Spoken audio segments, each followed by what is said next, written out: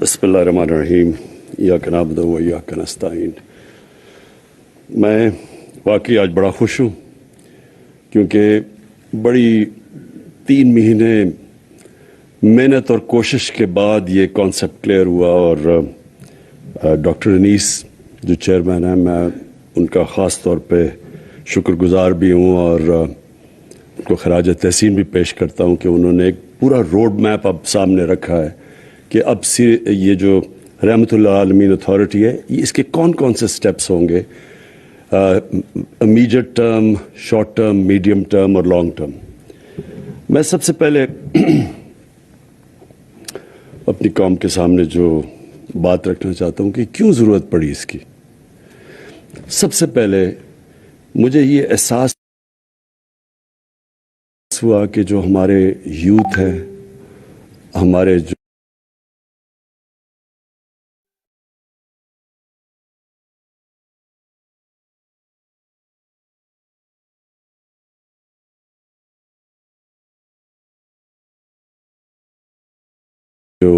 بچے ہیں، ان کو پوری طرح سمجھ ہی نہیں ہے کہ یہ ملک بنا کیوں تھا، اور ہمارے نبی صلی اللہ علیہ وسلم ان کا پیغام کیا تھا، کیوں ان کو فالو کرنے کے لیے اللہ نے حکم دیا قرآن میں۔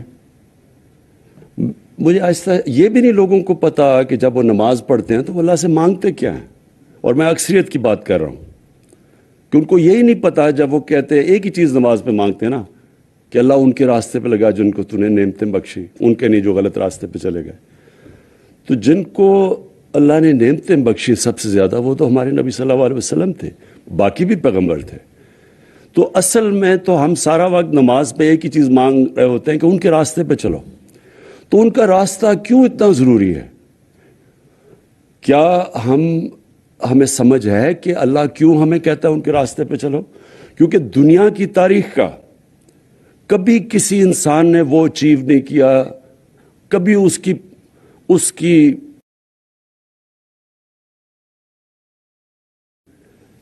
یعنی آپ 5% بھی اچیومنٹ نہیں جو کہ ہمارے نبی صلی اللہ علیہ وسلم نے، اور نہ کوئی کر سکتا ہے۔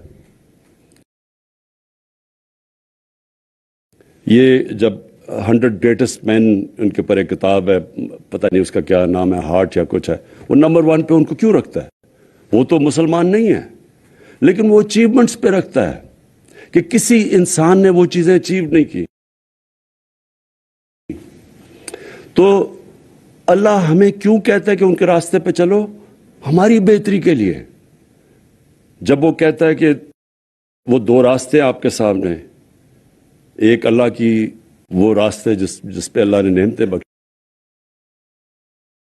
ہیں، تو وہ جو راستہ ہے وہ آسان راستہ نہیں ہے، کیونکہ نبی صلی اللہ علیہ وسلم کا آسان راستہ نہیں تھا، لیکن وہ انسان کی عظمت کا راستہ تھا۔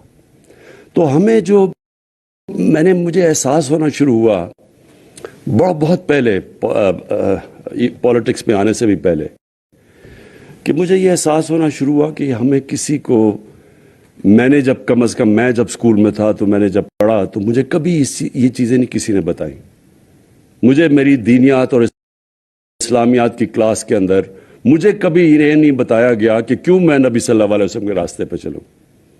پھر مجھے یہ بھی نہیں بتایا گیا کہ وہ ریاست مدینہ، وہ کیا اس کے کیا پرنسپلز تھے کہ ایک دم وہ لوگ جن کی حیثیت ہی کوئی نہیں تھی، دیکھتے دیکھتے 2 سپر پاورز ان کے سامنے گرتی ہیں اور دنیا کی امامت کرنا شروع کر دیتے ہیں۔ وہ کون سے پرنسپلز تھے؟ ہمیں تو سارا وقت جو بتایا گیا تھا کہ دیکھیں جی اگر آپ نے آگے بڑھنا ہے تو وہ برطانیہ، اور میں جب اسکول میں تھا تو نہیں ہمیں آزادی ملی تھی، تو ہماری بھی ذہنی غلامی تھی کہ ان کے راستے پہ چلو۔ وہ دیکھو وہ جو انگریز ہے، جو ان کا سسٹم ہے، جو ویسٹ منسٹر ڈیموکریسی ہے، اس کے راستے پہ چلو اگر اوپر جانا ہے۔ ہمیں پڑھایا کچھ جاتا تھا، لیکن اصل میں ہمیں یہ کہا جاتا تھا کہ اصل میں انسان اوپر جا ہی نہیں سکتا جب تک ان کے راستے پہ نہ چلو جنہوں نے آپ کے اوپر حکومت کی تھی۔ اور یہ سب سے بڑا مسئلہ ہے کہ ہمارے میں ایک ڈسکنیکٹ ہے۔ ہماری جو ہم جب دین کی اپنے بچوں کو تعلیم دیتے ہیں ہم ان کو یہ بتا ہی نہیں سکتے کہ کیوں کیا وجہ ہے کہ آپ کو یہ جو ہم آپ کو پڑھاتے ہیں کہ ان کے راستے پہ کیوں چلو. تو دیکھیں میری جو میں کوئی اسلامک اسکالر نہیں ہوں, میری تو اپنی زندگی سے سارے تجربہ ہوا ہے مجھے. میں تو اسلام کی طرف دین کی طرف, اسلام تو خیر ہم پیدا ہی اسلام میں ہوئے تھے, لیکن دین کی طرف سے تو میں اپنی زندگی کے تجربے سے آیا ہوں. اور وہ کیسے؟ کیونکہ مجھے دو مختلف کلچرز کو میں نے اندر سے دیکھا. اپنے پاکستان کا تو میں ماں باپ اور ہمارے اسکول کلچر تو دیکھ ہی لیا تھا, لیکن میں نے مغربی کلچر کو اندر سے دیکھا اور پھر میں نے اپنا تجزیہ کر کے میں پھر ان نتیجوں پہ پہنچا. اور آہستہ آہستہ جو اصل چینج جب میرے میں آیا, جب میں نے نبی صلی اللہ علیہ وسلم کی زندگی پڑھی, ان کی سیرت پڑھی, اسٹڈی کیا اس کو, تو اصل میں تو چینج تب میرے میں آیا. تو میں یہ سمجھتا ہوں کہ جو ہم نے اپنے بچوں کو اگر ہم نے صحیح تربیت دے دی اور صحیح معنی میں ان کو سیرت نبی ان کو اسکول سے ان کو صرف بتا دیا کہ وہ ان کا راستہ کیا تھا, یہی اس قوم کو اوپر اٹھا دے گی. کیونکہ کوئی قوم جس کا کیریکٹر بڑا نہیں ہوتا وہ بڑی قوم نہیں بن سکتی. تو جو انہوں نے مدینہ میں کیا کیا تھا, انہوں نے سب سے پہلے تو دو پرنسپلز پہ مدینہ کی ریاست بنائی, عدل اور انصاف اور فلاحی ریاست. اور انہوں نے پھر انسانوں کی کیریکٹر بلڈنگ کی. وہی لوگ تھے, انہوں نے ان کو جو کیریکٹر کی ٹرانسفارمیشن کی, یہی چینج تھا. تو وہ تو دنیا کے سامنے وہ لوگ جو عرب دو سپر پاورز کے بیچ پہ تھے, کوئی حیثیت نہیں تھی, وہ ایک تاریخ ہے. یہ کوئی یعنی باقی اللہ کے پیغمبروں کی تاریخ میں اس طرح ڈیلی زندگی کسی کی بھی نہیں ہے. یہ ہمیں اپنے نبی کی تو ہمیں پہلے دن سے پتہ ہے کہ ان کی زندگی کب انہوں نے ہجرت کی اور پھر کب دنیا سے گئے, وہ سارے ان کا ریکارڈ ہے ہمارے پاس کہ کب جنگ بدر ہوئی, پھر خندق ہوئی, پھر وہ جو ان کو صلح حدیبیہ ہوئی, یہ سارا تاریخ کا حصہ ہے. تو ایک سمجھ لیں ہمیں کبھی اپنے آپ سے پوچھتے رہیں کہ یہ کیا ٹرانسفارمیشن تھی کہ ایک دم, یہ کہیں بھی دنیا کا اس کی کوئی مثال نہیں ہے کہ ایک دم ٹرانسفارم ہو کہ ایک دنیا کی امامت کی. اس لیے اللہ کہتا ہے کہ ان کی زندگی سے سیکھو, ہماری بہتری کے لیے. ہم اگر اس پہ چلیں گے قوم اٹھ جائے گی, اگر انسان ان کو کاپی کرے گا وہ کیریکٹر بڑا ہو جائے گا. پھر جب سے مجھے حکومت ملی تو میں نے کیوں میں نے رحمت اللہ عالمین اتھارٹی کا فیصلہ کیا. سب سے پہلے میں کیونکہ مغربی کلچر بھی سمجھتا تھا, اپنا بھی کلچر دیکھا, تو میں نے یہ ریئلائز کیا کہ گورنمنٹ کئی چیزیں نہیں ٹھیک کر سکتی. کیا نہیں ہم ٹھیک کر سکتے؟ مدینہ کی ریاست میں جو قرآن کی آیت ہے امر بالمعروف, اچھائی کے ساتھ کھڑی اور برائی کو ختم کرو, یہ جو برائی کے خلاف کھڑے ہو, یہ جو بیسک جس کو ایک مورالٹی یا ایتھکس ایک سوسائٹی کی اس کے اوپر بیس ہوتی ہے. تو میں نے جب دیکھا کہ ہمارے سے وہ بہت آگے ہے مغرب, برطانیہ کا جو سوسائٹی ہے وہ ہمارے سے بہت آگے ہے.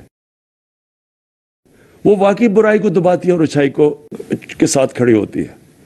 ان کی جو ایتھکس ہے, ان کی جو مورالٹی ہمارے سے بہت آگے ہے. کبھی بھی وہاں کوئی تصور بھی نہیں کر سکتا کہ وہ پبلک کا پیسہ چوری کرے, کوئی مقصود چپڑاسی کے نام پہ 4.25 ارب روپیہ رکھتے اور وہ کئی شکل بھی دکھا سکے. سوسائٹی روکتی ہے اس کو, کیونکہ میں نے تو وہاں دیکھا ہوا ہے. وہاں ایک لارڈ آرچر تھا, بڑا قریب تھا مارگریٹ تھیچر کے, وہ صرف اس نے عدالت میں جا کے اس کا جھوٹ پکڑا گیا 3 साल जेल में गुजारा, सबसे ताकतवर प्राइम मिनिस्टर का वो करीबी आदमी था। लॉर्ड आर्चर ने 3 साल जेल में गुजारी, कोई उसको खाने पे नहीं बुलाता था।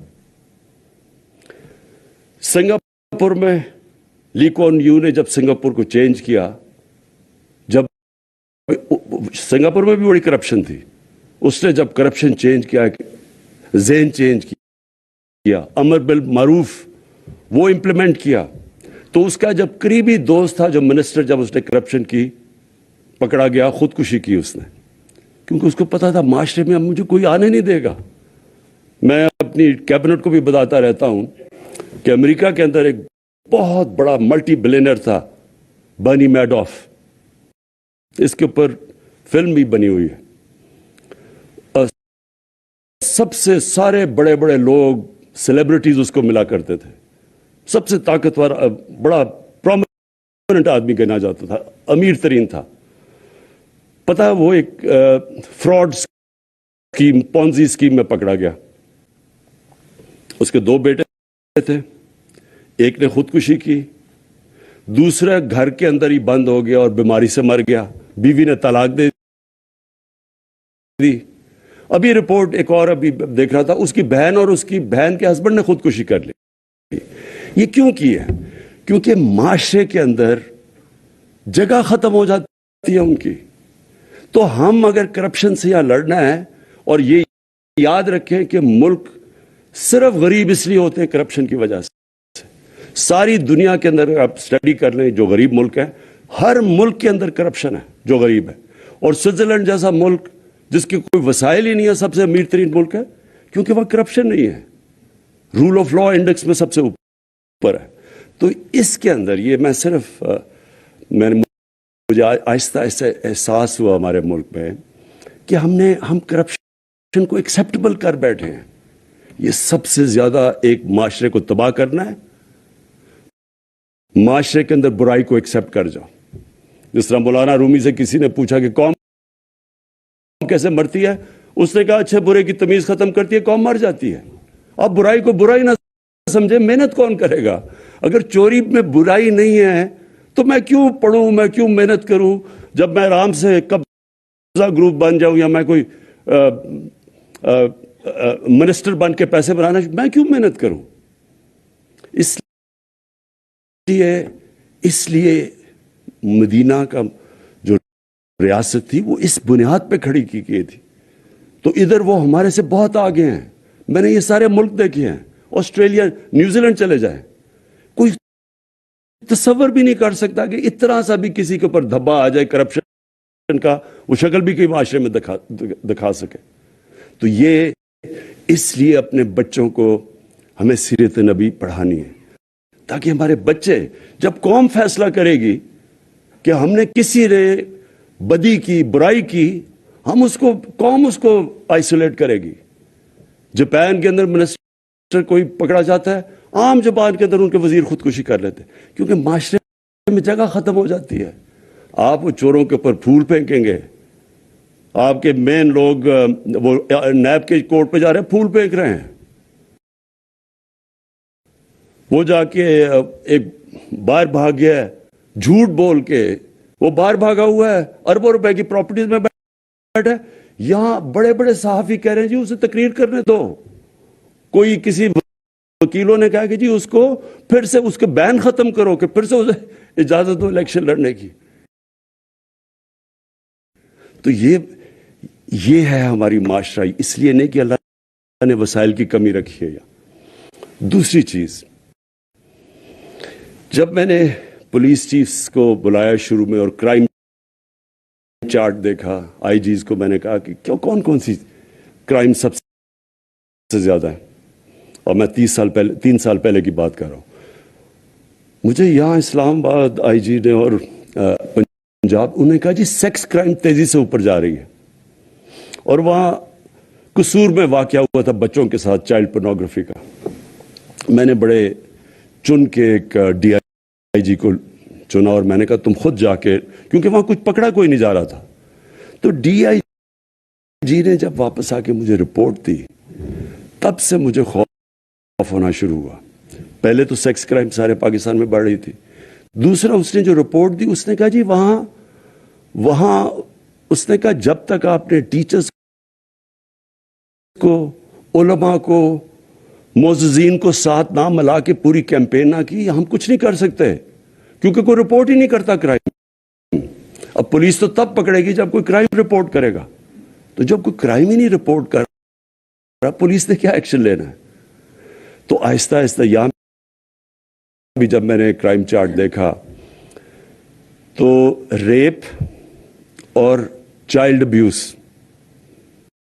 جو بچوں سے زیادتی ہے وہ دونوں بڑھ رہی ہیں. اور اس کی جو سب سے تکلیف دہ چیز ہے کہ 1% بھی نہیں رپورٹ ہوتی پولیس میں. لوگوں کو شرم آتی ہے، فیملیز شرما جاتی ہیں، گھبراتے ہیں کہ ہماری بری پبلسٹی ہوگی، چپ کر جاتے ہیں بیچارے. تو تب میں نے پھر سوچا کہ ہم یہ صرف گورنمنٹ اس کا مقابلہ نہیں کر سکتی، اس کا معاشرہ اس کے خلاف مقابلہ کرے گا. اور معاشرہ تب مقابلہ کرے گا جب ہم معاشرے کے اندر یہ ایتھکس تو دیں، لوگوں کو بتائیں تو صحیح کہ کیوں اسلام کے اندر یہ جو ہمارا پردے کا کانسیپٹ ہے، اور میں صرف کپڑوں کی بات نہیں کر رہا، آنکھوں کا پردہ، یہ جو کانسیپٹ ہے یہ کیوں ہے. اور پھر کیونکہ میں نے مغرب بھی دیکھا ہوا ہے اور یہاں کی بھی سوسائٹی دیکھی ہے. میں جب شروع میں گیا برطانیہ تو 14 میں 1 طلاق ہوتی تھی وہاں، اور دیکھتے دیکھتے وہاں 70% طلاقیں شروع ہو گئی. کیا چینج آیا؟ ان کی جو پبلک موریلٹی تھی وہ چینج ہو گئی. جو ٹی وی پہ اور فلموں پہ جو چیزیں آنی شروع ہوئی وہ آہستہ آہستہ زیادہ فحاشی بڑھتی گئی. جیسے جیسے اور تو پھر جب ہم اپنا دین کو اسٹڈی کرتے ہیں کہ یہ پردہ کیا کانسیپٹ، پردہ تو فیملی سسٹم کو پروٹیکٹ کرنے کے لیے. اور اس کے اوپر اگر کبھی کسی نے سمجھایا لوگوں کو کہ اس کے پیچھے کیا ہے، ہم تو صرف کیا کہتے ہیں آرڈر کر دیتے کہ جی کپڑے ایسے کرو ویسے. پہلے اس کی سائیکالوجی تو پیچھے بتائیں کہ کیوں کہہ رہے ہیں آپ، کیونکہ اس کے پیچھے تو بڑا فلسفہ ہے.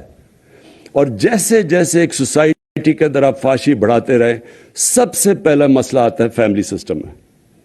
آپ اگر ہالی ووڈ کے اندر آپ ذرا کبھی پڑھ لیں کہ ہالی ووڈ میں جدھر سے سارا ٹرینڈز نکلتی ہیں تو وہاں ایک شادی 2.5 سال لاسٹ کرتی ہے ایوریج پہ، کیونکہ آپ بڑھاتے جائیں گے وہ اس کا ڈائریکٹ امپیکٹ فیملی سسٹم پہ پڑے گا. اور پھر فیملی سسٹم جب ایک گھر ٹوٹتا تو اس کے کیا معاشرے کے اوپر مسئلے آتے ہیں. کیوں ہمارے دین کے اندر اتنا زور ہے کہ اپنی فیملی کو پروٹیکٹ کرو؟ ڈیورس کیوں اتنی بری سمجھی جاتی ہے؟ کیونکہ اس کا بچوں پہ افیکٹ پڑتا ہے. تو جب ہم وہاں دیکھتا ہوں تو ان کی بہت بڑی تباہی آئی ہے اس کی وجہ سے. سارا مغرب کے اندر پچھلے 30-40 سال دیکھیں فیملی سسٹم ٹوٹتا جا رہا ہے. ہم ان سے بہت آگے. اللہ نے ہمارا فیملی سسٹم ابھی بھی پروٹیکٹ کیا ہوا ہے، اور ابھی بھی ہمارے علماء کو، ہماری یہ اتھارٹی کم از کم ہم اپنے یوتھ کو یونیورسٹیز میں، کالجز میں بتائیں تو صحیح کہ فلسفہ اس کے پیچھے کیا ہے، کیا پرابلم ہوتا ہے جب فیملی ٹوٹتی ہے. بچوں کے اوپر کیوں نہیں بچے کمپیٹ کر سکتے ایکڈیمکلی جب ایک ٹوٹے ہوئے گھر سے آتے ہیں؟ ان کا اس کے بڑے اب اس کے اوپر کافی ریسرچ ہوئی ہے، ہمارے لوگوں کو پوری طرح اس کی سمجھ. اس لیے میں نے، کیونکہ یہ معاشرہ لڑتا ہے اس سے، یہ گورنمنٹ نہیں لڑ سکتی. اور تو ہم نے تب سوچا کہ اس کا تو طریقہ یہ ہے کہ ہم اسکالرز کو اکٹھا کریں اور پھر سارے اور بھی علماء سب کو اکٹھا کریں، تقسیم نہ کریں. یہاں ایک یہ بڑا پرابلم ہے کہ سب کی اپنی ڈیڈ اینڈ کی مسجد بٹھا کے دو علیحدہ چل رہے ہوتے ہیں. مقصد تو ہم سب کا ایک ہی ہے. تو اس لیے کامن گراؤنڈ پہ سب کو اکٹھا کریں اور پھر اپنی اسکولوں سے شروع کریں. جس طرح ڈاکٹر انیس نے بالکل بات ٹھیک کی کہ کارٹونز جو ہیں ان کے اندر آپ دیکھیں کلچر کیا آتا ہے. آپ کارٹون ذرا کبھی دیکھیں بچے کیا دیکھ رہے ہیں. نہ ماں باپ کی عزت ہے، ماں باپ کی عزت کے پیچھے پورا فلسفہ ہے. فلسفہ کیا ماں باپ کی عزت کے پیچھے؟ ہمارے دین میں کیوں ماں باپ کی عزت ہے؟ آپ ان کے پروگرام دیکھیں جو بچے دیکھ رہے ہیں، اس میں تو ماں باپ کی عزت نہیں ہے، استاد کی عزت ہے. ماں باپ کی عزت کیوں امپورٹنٹ ہے؟ ماں باپ کی عزت اس لیے امپورٹنٹ ہے کہ ماں یا باپ خود جو مرضی زندگی کے اندر گناہ کریں اور برے کام کریں، وہ چاہتے ہیں اپنے بچوں کو ان سے سیکھ کے بچوں کو کہتے ہیں کہ آپ یہ نہ کریں، کیونکہ بچوں کی بھلائی سب سے زیادہ بلوس جو پیار ہوتا ہے وہ ماں باپ کا بچوں سے ہوتا ہے، تو وہ چاہتے ہیں کہ ہمارے بچے کم از کم ٹھیک ہو. اس لیے قرآن میں کہا کہ ماں باپ کی عزت کرو. اس لیے نہیں کہ ماں باپ فرشتے ہیں، اس لیے کہ ماں باپ اپنی جو غلطیاں کی ہیں وہ یہ نہیں چاہتے ہمارے بچے ہماری غلطیاں دہرائیں. اور یہ سارے جو کانسیپٹ سمجھانے ہیں ہم نے، یعنی ہم نے سوسائٹی کو جب پوری طرح ان کی تربیت کرنی ہے تو یہ کانسیپٹس ہیں ہمارے دین کے، ان کو عام آدمی کی زبان پہ سمجھانا ہے ہم نے. اور جو آپ نے بڑا اچھا، میں صرف آپ کے سامنے رکھوں کیونکہ ڈاکٹر انیس آپ نے پہلی دفعہ بڑی محنت کر کے ایک پورا روڈ میپ آپ بنایا ہے ہمارے رحمت اللہ علیہ کا. تو کیریکٹر بلڈنگ کے لیے، اچھا کیریکٹر بلڈنگ کے اندر لیڈرشپ بھی آ جاتی ہے. دیکھیں لیڈرشپ جو دنیا میں کوئی بھی پیمانے پہ دیکھ لیں تو وہ لیڈرشپ کسی انسان کی نہیں تھی جو نبی صلی اللہ علیہ وسلم کی تھی. اس کی ٹیسٹ کیا تھا کہ جو ان کے ارد گرد تھے وہ سارے لیڈر بن گئے، جو ان کو دیکھتے دیکھتے لوگ لیڈر بن گئے. جو اگر آپ وہ اسلام کی تاریخ پڑھیں اور وہ جو پیریڈ ان کے بعد، جب ان کی دنیا کے جانے کے بعد پیریڈ دیکھیں، تو اتنے زیادہ عظیم لوگ کبھی اتنی تھوڑے ٹائم ہسٹری میں آئے نہیں ہیں، کیونکہ جو ان کو دیکھ رہے تھے وہ عظیم لوگ بن گئے. تو سب یہ جو لیڈرشپ کانسیپٹ ہے یہ بہت امپورٹنٹ ہے کہ ہم بتائیں تو صحیح اپنے یوتھ کو کہ لیڈرشپ کی وہ کون سی کوالٹیز ہیں. اور پھر ایجوکیشن، بچوں کو یہ جو سیرت کا بتائیں لوگوں کو کہ کیا وہ کون سی کوالٹیز تھی. فیملی سسٹم میں کیا بیٹھا ہوں. انٹرفیتھ کمیونل ہارمنی، یعنی یہ جو ہمارا، ہم کئی دفعہ یہ سمجھتے ہیں، ہم تو تقسیم جو کرتے رہتے ہیں انسانوں کو، ہم یہ ریئلائز نہیں کرتے کہ نبی صلی اللہ علیہ وسلم جو ان کو اللہ نے ٹائٹل دی تھی رحمت اللہ عالمین، وہ انسانوں کو، سب انسانوں کے لیے تھے، سب انسانوں کے لیے رحمت بن کے آئے تھے. وہ یونائٹ کرنے آئے تھے انسانوں کو. جو مساک مدینہ تھا وہ جو یہودی بھی تھے، عیسائی بھی تھے، لیکن ان سب کو انہوں نے یونائٹ کیا تھا. تو یہ جو کانسیپٹ ہے، یہ جو ہم تقسیم کرتے ہیں ہر وقت، اگر برے لیڈر کی سب سے بڑی نشانی یہ ہوتی ہے کہ وہ انسانوں کو تقسیم کرتا ہے، اور بڑا لیڈر وہ ہوتا ہے جو ہمارے نبی صلی اللہ علیہ وسلم انسانوں کو اکٹھا کرنا. جو قائد اعظم نے کوشش کی، ہندو مسلم یونٹی کے ایمبیسڈر سمجھے جاتے تھے شروع میں، اور نیلسن منڈیلا نے جو کیا ساؤتھ افریقہ میں کہ انسانوں کو اکٹھا کیا. اور پھر جو اسلام کا کانسیپٹ ہے، ویسے وہ میں ابھی بھی کہوں کیونکہ میں سب سے زیادہ پیسہ اکٹھا کرتا ہوں، جتنے جو دینی لوگ ہوتے ہیں وہ اپنا فرض سمجھتے ہیں کہ اللہ کی راہ میں دینا. یہ ہمارا بہت بڑا، پاکستان کے اندر ابھی بھی دنیا میں میں سمجھتا ہوں کہ ہم سب سے زیادہ چیریٹی دیتے ہیں. اور پھر ہیومن رائٹس، ہمیں باہر سے لیکچر ملتے ہیں ہیومن رائٹس کے، یہ سارے ہیومن رائٹس تو نبی صلی اللہ علیہ وسلم، آپ ان کی سیرت جب پڑھیں تو اس میں سارے لکھے ہوئے ہیں کہ کیا انسانیت. جو ان کا آخری خطبہ ہے وہ تو ہیومن رائٹس کا چارٹر ہے، اگر آپ اس کو صحیح طرح سمجھیں. تو میں ڈاکٹر انیس آپ کو یہ آج کہنا چاہتا ہوں کہ ہماری پوری گورنمنٹ کی آپ کی سپورٹ آپ کے ساتھ ہوگی، اور یہ مجھے بڑی خوشی ہوئی کہ یہ ہم اسلامک آئیڈیالوجی کونسل قبلہ اعظم آپ ان کے ساتھ ہوں گے، اسلامک یونیورسٹی اس کے اسکالرز بیٹھے ہوئے ہیں، ان کے ٹیچرز بیٹھے ہوئے ہیں. میں یہ بیسکلی چاہ رہا ہوں کہ دیکھیں، یہ اللہ نے جب اس ملک کو بنایا تھا تو یہ بہت بڑی خواب کا نام تھا پاکستان. ہندوستان کے مسلمانوں نے بھی پاکستان کے لیے ووٹ دی تھی جب پتہ تھا کہ انہوں نے پاکستان کا حصہ نہیں بننا، کیونکہ وہ سب چاہتے تھے کہ ایک جو علامہ اقبال نے کہا ہے کہ مثال بنے گی کہ ہم اصل میں اسلام کیا ہے. تو وہ جو سفر ہے، اور پھر میں یہ کہہ دوں کہ یہ جو ہم مانگتے ہیں کہ اللہ سیدھے راستے پہ لگا، سیدھے راستے کا سفر شروع ہوتا ہے. وہ اللہ نے یہ نہیں کہا کہ اس منزل پہ پہنچا دے، انہوں نے کہا نہیں، اس راستے پہ لگاؤ، کیونکہ راستہ کے مطلب ایک مسلسل جد و جہد. سیدھا راستہ کانسٹنٹ ریفارمیشن آف کیریکٹر کا نام ہے. مسلسل اپنے آپ کو آپ ریفارم کر رہے ہوتے ہیں.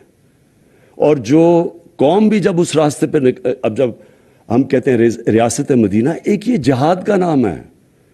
آپ کو جو قانون کی بالادستی یعنی قانون کی حکمرانی قائم کرنا جہاد ہے. کیونکہ آپ کا مقابلہ مافیاز کے ساتھ ہے. وہ نہیں قانون کے نیچے آنا چاہتے, وہ NRO لینا چاہتے ہیں. وہ آپ کو بلیک میل کرتے ہیں کہ ہم آپ کو چلنے نہیں دیں گے جب تک ہمیں چھوٹ نہ دو. تو یہ جہاد ہے, یہ مسلسل ایک معاشرہ جہاد لڑتا ہے اس عظمت پہ پہنچنے کے لیے. انسان بھی لڑتا ہے اپنے کیریکٹر ریفارمیشن میں, اور ایک معاشرہ بھی جو مدینہ کی ریاست کا کانسیپٹ ہے وہ ایک پوری جد و جہد کرتا ہے. انسانیت کا جو کانسیپٹ ہے ہمارے دین کے اندر, مجھے افسوس سے کہنا پڑتا ہے کہ آپ اسکینڈینیویا جائیں, آپ کو تکلیف ہوتی ہے ان کے انسانیت کا نظام دیکھ کے. کتنی زبردست ویلفیئر اسٹیٹ. وہ جانوروں کو کیسے رکھتے ہیں, انسانوں کی تو دور کی بات ہے. میں آپ کو یقین دلاؤں کہ زیادہ تر مسلمان دنیا میں ہم اپنے انسانوں کو ویسے نہیں رکھتے جو آپ اسکینڈینیویا میں چلا جائے وہ جانوروں کو جس طرح رکھتے ہیں. تو ہمیں وہ اس سفر آغاز کر دیا شروع. مجھے بڑی خوشی ہے کہ جو ابھی تک ہم نے قدم اٹھائے ہیں یہ کبھی پاکستان کی تاریخ میں کسی نے نہیں پہلے اٹھائے. یعنی جو سب سے بڑی چیز ایک گھر میں بیماری ہوتی ہے تو سب سے بڑا حالات, ان کی تکلیف کیا تکلیف ہوتی ہوگی کہ جب وہ گھر میں کوئی بچہ بیمار, ماں باپ بیمار, کہ ان کے پاس پیسے نہیں علاج کروانے کے لیے. تو ہیلتھ کارڈ, یہ جو سب سے پہلا کہ سارے گھروں کے اندر ہر خاندان کے پاس 10 لاکھ کی ہیلتھ انشورنس, یہ بہت بڑا قدم تھا. بڑی مشکلوں سے ہم یہاں پہنچے. اور اس کے علاوہ بھی جو ہم نے جو احساس کے پروگرامز لے کے آئے ہیں سامنے, یہ بھی سب کبھی اتنا زیادہ پیسہ کسی گورنمنٹ نے خرچ کیا. اور پھر یہ جو پناہ گاہ ہیں, یہ بھی مجھے یاد ہے, ہم جب بھی وہ راوی سے ہم پل کراس کرتے تھے داتا صاحب کے سامنے, وہ بیچ میں وہ جو سڑک کے بیچ میں جگہ ہوتی, وہاں اس طرح لوگ سوئے ہوئے ہوتے تھے. اور میں سوچتا تھا ان کے اوپر وہ سارا ڈیزل کا وہ جو دھواں ہے وہ پڑ رہا ہوتا تھا, ان بیچاروں پہ ساری مٹی پڑی ہوتی تھی. کبھی کسی نے نہیں سوچا کہ کتنا خرچہ آتا ہے کہ آپ پناہ گاہ بنا کے وہ بیچارے وہاں سو جائیں, وہاں کھانا پینا ان کو دے دیں. آپ کوئی خرچہ تو نہیں ہے, احساس صرف چاہیے کہ ایک انسانیت کا آپ کا کانسیپٹ ہو, جو کہ وہ ملک جو اپنے آپ کو مسلمان نہیں کہتے لیکن وہاں ہے. تو میں پھر سے اپنی اتھارٹی کو آج جو ممبرز ہیں ہمارے, جو آپ نے ڈاکٹر نے سب کو انٹروڈیوس کروا دیا, اور میں ایجوکیشن ڈپارٹمنٹ کا میں کہنا تھا کہ شفقت محبوب جو ہمارے منسٹر ہیں, ان کی پوری آپ کو کوآپریشن ملے گی, پرائم منسٹر آفس کی ملے گی, جتنی بھی گورنمنٹ کی ڈپارٹمنٹس ہیں ہم آپ کے ساتھ پورا کھڑے ہوں گے. شکریہ. وزیر اعظم عمران خان تقریب سے خطاب کر رہے تھے. انہوں نے کہا کہ حق کا راستہ آسان